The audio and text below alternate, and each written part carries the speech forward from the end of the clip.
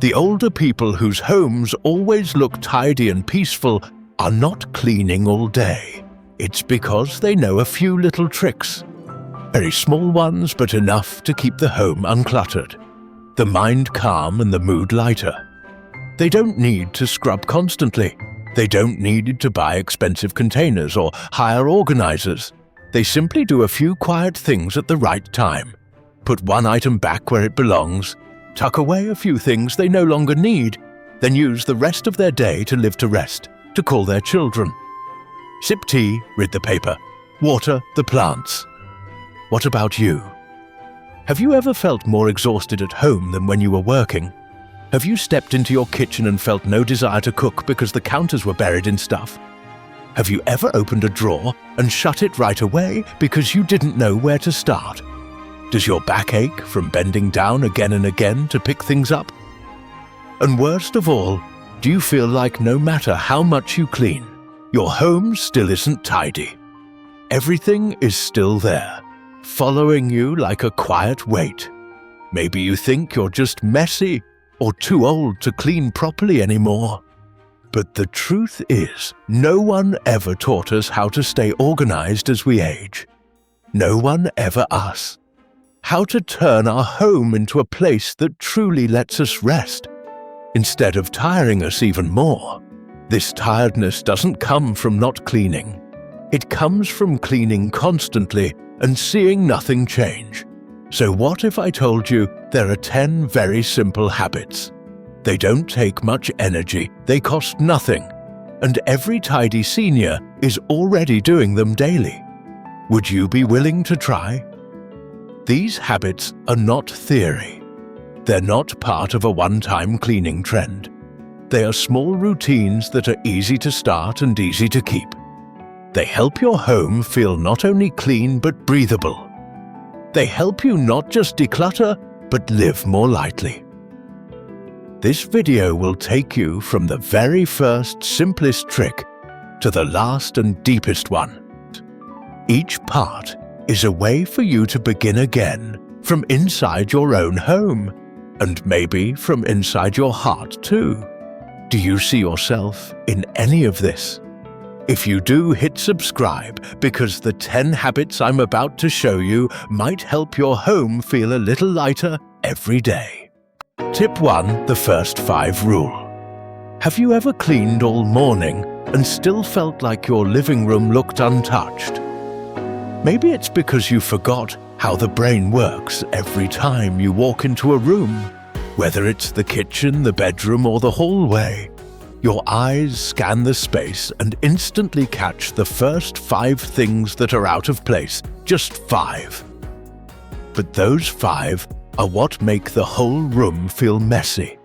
A sweater draped over a chair, a pile of unopened mail, a bowl by the sink, a bag hanging on a cabinet door, a magazine fell under the table. You don't see everything. You only see the 5 most obvious things, and your brain immediately decides this room is cluttered. That's why you feel like you never finish, because you try to do everything. When really, you only need to deal with the first 5 things your eyes see. This is the first trick. Very simple, very effective. When you walk into a room, pause for a second, look around, and ask yourself, what are the first 5 things I see that are out of place? Then gently return them to where they belong. Don't mop the floor if the shirt is still lying across the chair, and don't start decorating. If the old newspaper is still blocking the table, just fix those 5 small things, and the entire room will feel different. A woman in Carolina once told me she tried this trick for 1 week, and said her living room felt like it could breathe again. She didn't do a full clean. She just folded the blanket, opened the curtain, put away a cup, picked up a few items and returned them to their spot. And it made a huge difference. You don't have to do everything. Just begin with what your eyes land on. That's the starting point for making your home look neater and your heart feel calmer. Tip 2. The one-touch rule. There's a small thing many people overlook. Most of the clutter in your home doesn't come from not cleaning it. comes from putting things down to deal with later and then forgetting you come home. Take off your shoes and leave them by the door. You carry your bag, your coat, some papers and place them on the chair. You grab the mail and drop it on the kitchen counter. You take off your scarf and drape it over the nearest armrest. In that moment you tell yourself you'll deal with it later. But then something else comes up, and another thing, and then you're tired, and eventually everything you meant to put away becomes a pile waiting forever. The second tip helps you escape this by building one very simple habit, called the one-touch rule. It means if you touch something, you finish it in that moment. Don't set it down and promise to come back. Don't toss your jacket on the chair and say you'll hang it later. Don't drop the mail and say you'll read it tonight, because most of the time later never comes when you use the one-touch rule. You're cleaning in real time in the flow of action instead of waiting for clutter to build up. When you take off your shoes, put them on the rack. When you get the mail, sort it right away. Toss the junk file, the important ones. When you use a cup, rinse it or put it in the dishwasher. A 68-year-old woman in Oregon told me she tried this rule for 2 weeks, and her house felt emptier without even doing more cleaning, because the things that used to stay scattered were now in their proper places. She said she stopped searching for stuff because she knew where it was. No chairs were taken up by clutter, and the dining table was finally used for meals again. Not piles. The best part was the mental relief of not having to think about things left unfinished. When you keep the one-touch habit, you're not just tidying your home, you're also tidying up the open loops in your mind. Tip 3. The empty nest method. Sometimes your house looks messy, not because of too much stuff, but because you keep trying to rearrange things that have sat there for years without asking. The one question that matters most. Do I still need this? Do I still use this? Do I still love this? The empty nest method is how you answer those questions in the clearest way. When a bird builds a nest, it doesn't start by stuffing twigs into an old pile. It starts fresh. Your kitchen drawer is the same. Your bedroom drawer too. Don't start by cleaning around it. Start by taking everything out, one item at a time, then wipe the space clean, then pause and look at that emptiness, not to add more, but to see what you truly want to keep. Then return each item slowly, only putting back what you use now, what you love now, what fits your life today, not who you were 10 years ago, not who you were when the house was full of kids. A woman in Florida told me she used this method to redo her closet. After 40 years, she said she saw herself in every old piece of clothing, but she also saw who she was becoming, and she wanted her closet to reflect that lighter, more comfortable, more age-appropriate. This method works anywhere. The medicine cabinet, the kitchen shelf, the towel drawer, even your home office. Empty nest doesn't mean throwing everything out. It means making room so you can choose with care. Just do it once, and you'll feel the shift like taking a deep breath after opening the window. What about you? Have you ever emptied a drawer and started over from scratch? And how did that feel? If you've done it, leave a 1. If you haven't, and don't know where to start, leave a 0. I'll read every response and reply to each one. Tip 4. The 3-minute promise. One of the most common mistakes that exhausts people when cleaning is thinking you have to spend hours or an entire day for it to count. But the truth is the opposite. Your house didn't get cluttered in a day, and it doesn't need to be spotless in one. Either. The 4th tip is to clean with a small promise. Just 15 minutes a day. Not more. Don't push it. Don't let it spill over. Just 15 minutes. For one small area, you pick one drawer, one cabinet, one surface, one stack of paper, one plastic bin. Set a timer if you need to. When it rings, stop. Drink a glass of water. Stand up, breathe. That's enough. A woman in Arizona told me she sets her alarm every morning before coffee. She declutters for exactly 15 minutes, then rests, no stress, no panic, no rush to finish it all. 3 weeks later, her home had changed and so had she. Lighter, more in control, no longer trapped by piles of chaos. This method isn't about cleaning faster. It's about regaining trust in yourself, that you can still do it. Just a bit of consistency, a bit of gentle discipline without pressure. You can pick whatever time works for you in the morning, after waking up, in the afternoon before dinner, in the evening after watching TV.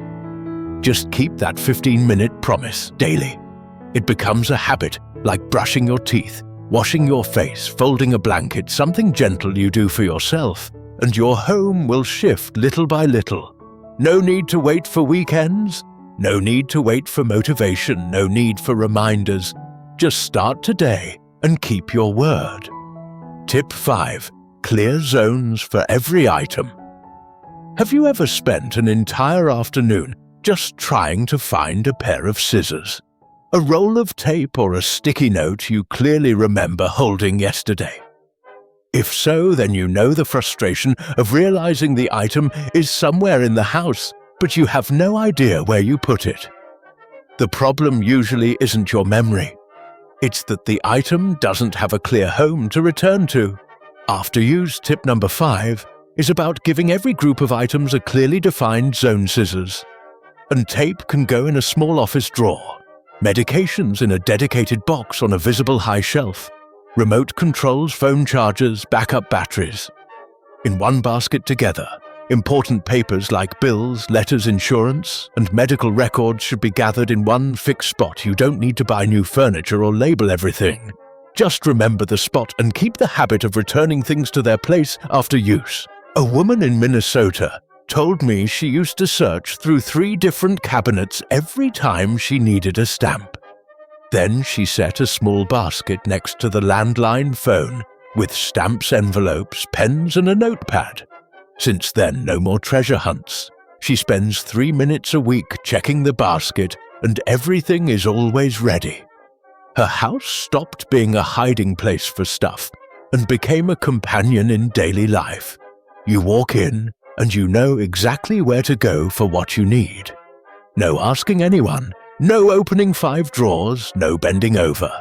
Then giving up when every item has a place to return to. Your home regains its order, and you regain the sense of peace you thought could only come after cleaning everything. Tip 6. The 3-second kindness rule. There are moments when you see something out of place but ignore it. A towel draped over a chair, a glass left on the table, a pair of slippers off the rack. You notice them, but you tell yourself you'll fix it later. Then you forget, and the next day, it's still there. And bit by bit, these tiny delays pile up and create a sense of messiness without you knowing why. The 6th tip is simple. If an action takes less than 3 seconds, do it right away. 3 seconds is enough to fold a towel. Put a remote back in the basket, straighten a pair of slippers. No need to clean the whole room, just reset a few things. The strange thing is, these small actions calm not only the room, but also your mood, a retired teacher told me. She started using the 3-second rule after reading one line in a book. She said, "I realized I had ignored so many simple things just because I kept saying I'd do it later. But when I did it now, I felt like I wasn't just tidying my home, I was caring for myself." And that's exactly what this rule is for. Not to make your house cleaner, but to let you live in a space that feels cared for. And the one doing the caring is you. Items out of place are gentle reminders that you're tired. Postponing, letting things pile up, fixing them is how you choose to be present again in your own life. Just 3 seconds. but 3 seconds with awareness, 3 seconds of kindness, not for others, but for your future self. Tip 7. 1 in, 1 out. Have you noticed that your house doesn't get messy from big things, but from small items quietly showing up every week? A shirt someone gifted you, a pretty mug. You bought on impulse an old purse. You pulled out again, and then you keep everything, and the stuff builds up shelves, get tight drawers, overflow, and you sigh. Tip number 7 is to use a gentle but powerful rule. 1 in, 1 out. It means whenever you bring something new into the house, you let one similar item go. You buy a new shirt, give away an old one. You get a new spice jar check. If anything expired in the kitchen, this rule won't make your home empty, but it will keep things from overflowing. It helps you keep what fits your present life and release what you've silently stopped using. A grandmother in California said she keeps a cloth bag in her closet. Whenever she adds something new, she puts one old thing in the bag. When it's full, she donates it. She said the feeling wasn't just about tidiness. It was about sharing a piece of her life with someone who might need it more.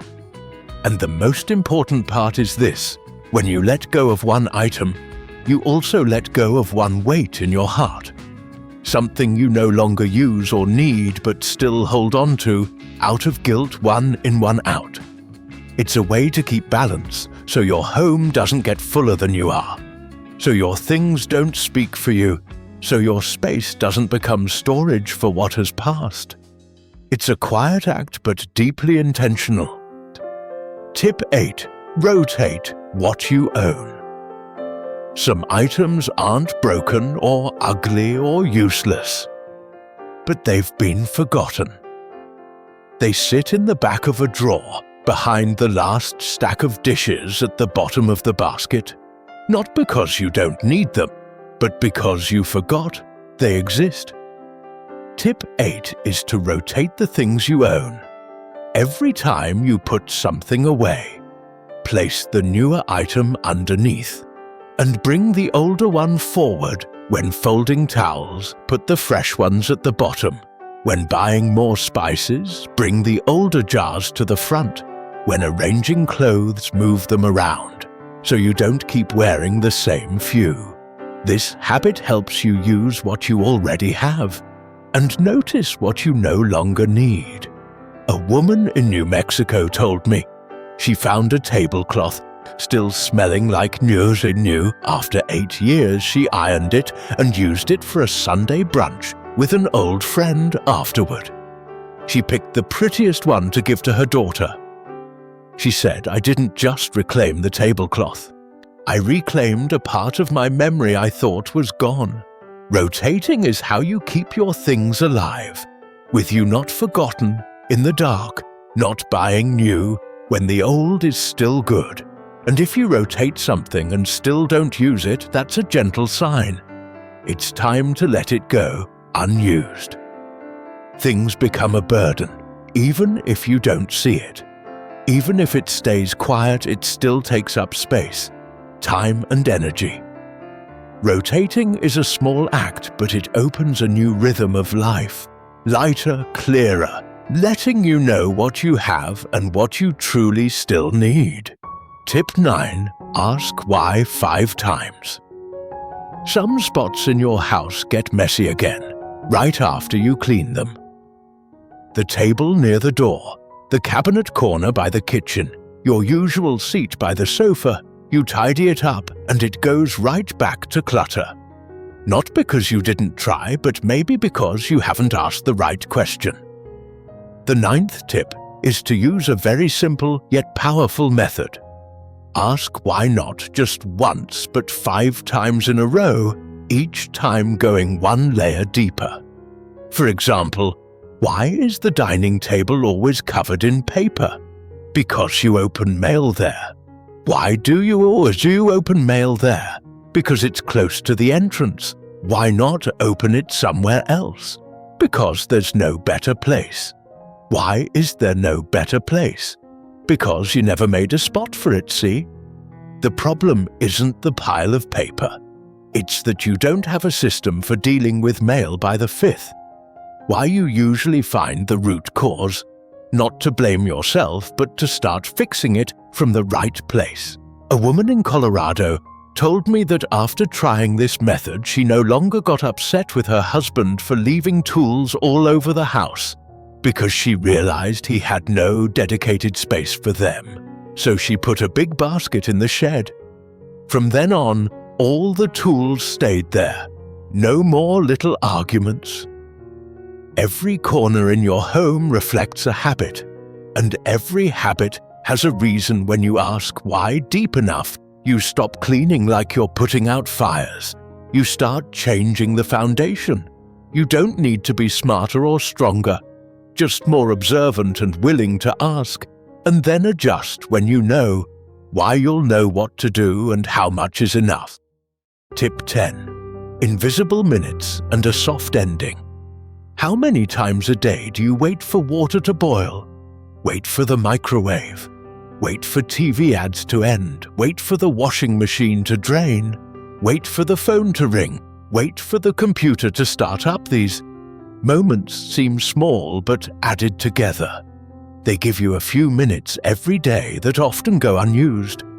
People call them invisible minutes, not long enough to start anything big, but just right for doing one small thing that helps you feel more in control, more at peace, and more organized. The 10th tip is to use these invisible minutes to do one gentle act while waiting for the kettle fold, the kitchen towels while waiting for a call, gather the remote controls while waiting for the laundry, put away 3 items from the table. You don't need a plan. Don't overthink. Just pick something simple you can do in less than a minute and do it like a small gesture of kindness for yourself. A grandmother in Arizona once said she used to think she no longer had the energy to keep her home tidy. But after learning to use these waiting moments, she discovered it wasn't about energy, just awareness. And the beautiful thing was that those minutes didn't make her tired. They made her feel like she was living slower, truer, and more connected to her home. You don't need to change your whole schedule. Just reclaim the quiet spaces you once overlooked. 1 minute, 2 minutes, 3 minutes, a few times a day. A home kept up with little things is not easily overwhelmed by big ones. And a person who lives fully in quiet moments is not easily swept away by chaos. You've now reached the end of all 10 tips. Maybe you won't do all of them, but if you pick just one, try it and keep it going. You'll see your home doesn't need to be new or big or perfect. It just needs to be tidy enough to let you breathe, clean enough to help you relax, and orderly enough so you're not weighed down by the past or drained by the present. Because at this stage in life, the most precious thing is the peace you've spent a lifetime looking for, and your home deserves to become the place that nurtures that peace every day. Thank you for staying until the very last moment. I'm deeply grateful for that. It means a true kind of companionship. If you found any meaning in this video, please hit subscribe so that every week we can keep meeting again in small ways that make life feel a little lighter. For now, goodbye, and I hope to see you in the next video.